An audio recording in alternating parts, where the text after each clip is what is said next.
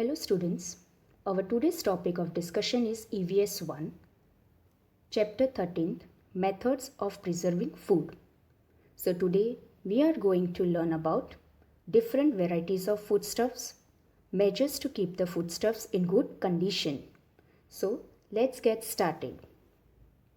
We all know that we eat food for proper growth and nourishment. Yes, it is very important for every living world. But do you know which methods are used to preserve food? Sometimes when foods are prepared at home or if you purchase from outside, then how you can preserve this food so that it will last for long. So all these things we are going to study in this chapter. We eat wide varieties of foodstuffs in our diet. We like to have many varieties. We need wheat, rice, pulses, etc. throughout the year. But their crops get ready only at certain times of the year.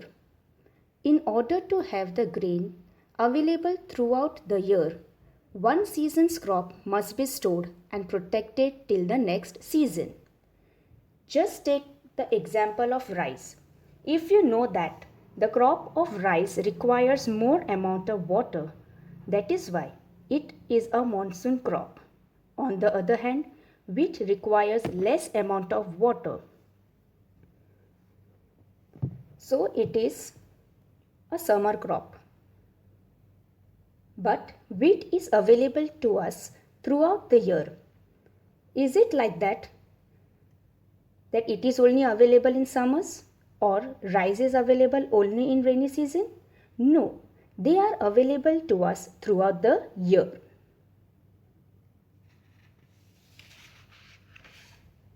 That means we are storing this grain so that we can utilize them throughout the year.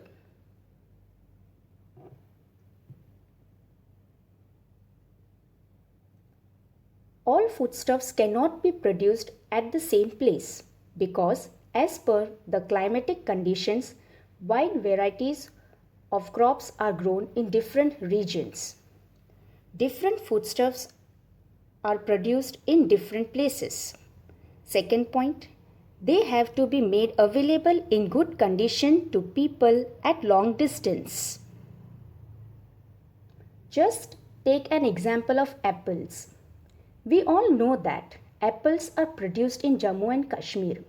So is it like that apples are available only there and others cannot have it? No, even we can have it as it is been transported. But while transportation, one must be careful that the things that are being sent to the other places need to be carefully handed over and it should not get spoiled. Third point, for example, it must be ensured that eggs, milk and milk products remain in good condition during transportation from the dairy or poultry farm till they reach their users.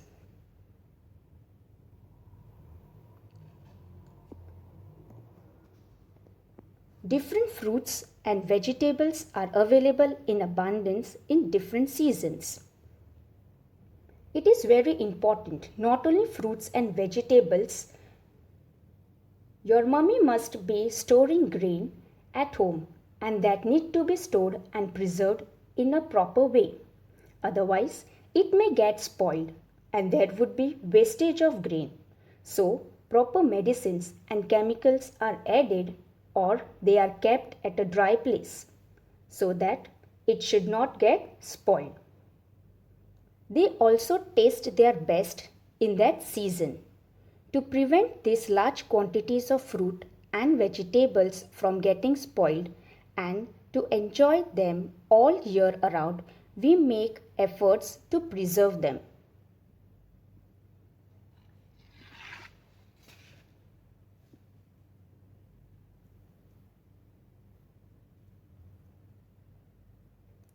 Various kinds of papads, jam and pickles, onions, fish, and masalas are prepared and preserved for the whole year in many homes. Nowadays, we can buy such ready products in the market too.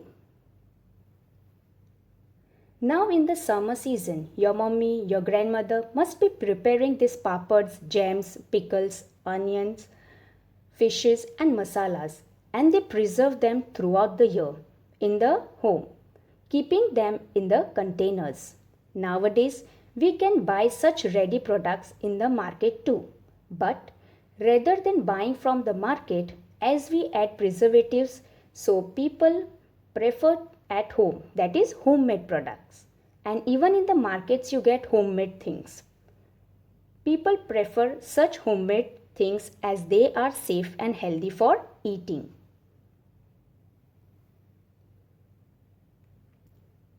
To avoid going to market for provisions again and again, we store what we need for several days in our house.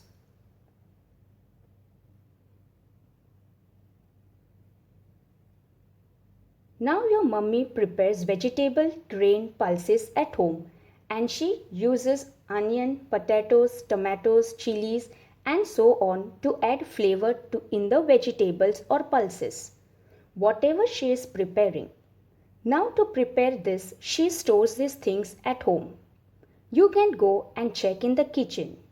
You will get an idea what she stores and keeps these things, so that whenever it is required, it can be used.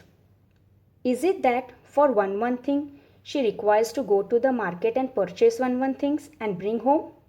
No, these things can be stored and preserved properly in the house, and these things can be used for several days. Next point. If the food prepared for one meal is not finished, then we use certain methods of keeping it from spoiling in order to have it again the next time or the next day.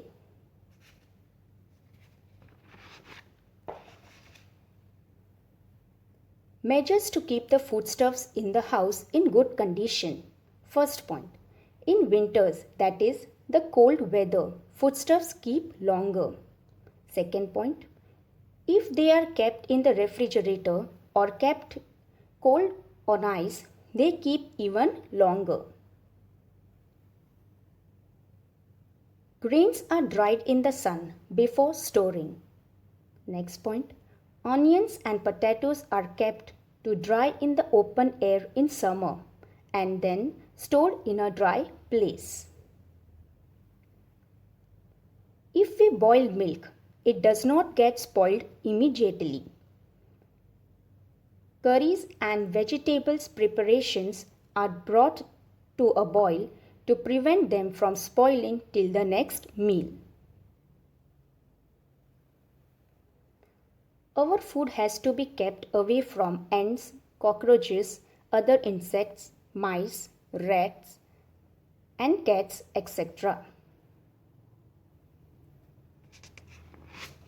So we use certain methods of keeping it from spoiling, so that what we do to keep it safe, we keep them in the refrigerator, and because of the cool temperature, the food in the refrigerator may not get spoiled for 2 to 3 days, and even vegetables and fruits are stored in the refrigerator so that we can preserve them for longer period of time. Try this. Divide a chapati into 3 pieces. Put one piece in a closed box. Roast the second piece on a hot pan to make it crisp without charring it. Let it cool and put it in a box. If possible, put the third piece in a box and put it in the fridge. And this you are going to keep for 2 to 3 days. After keeping it for 2 to 3 days, you will see the result. That how this chapati gets fungus on it. So let's see how the fungus comes in 2 to 3 days and how it looks like. What do you see? We see white, black or greenish fibers like cotton wool growing on the piece of chapati placed in the closed box. It also starts smelling, whereas for several days we see no such changes in the crisp piece of chapati or the one that was put in the fridge. Now depending on the season, as the temperature is warm, so fungus can arrive easily on the chapati. But when the temperature is cool, it may take time. That is why the things get spoiled easily in the summer season rather than in the winter season. So to see this fungus, that is microorganisms, you require microscope because they are so small that we cannot see with our eyes. Fungus as seen through a microscope. Why is this so? The cotton wool-like fibrous growth on the chapati is a kind of fungus. A fungus is a type of microorganisms. Spores of fungus are present in the air and water. The chapati in the box created favorable conditions for the growth of the fungus. Availability of food, water, air and warmth. That is why the fungus grew on chapati in the box. Whenever the temperature is warm, it becomes easy for the fungus to grow. On the other hand, the chapati kept in the refrigerator was safe. Why? Because the temperature is not warm, it is cool.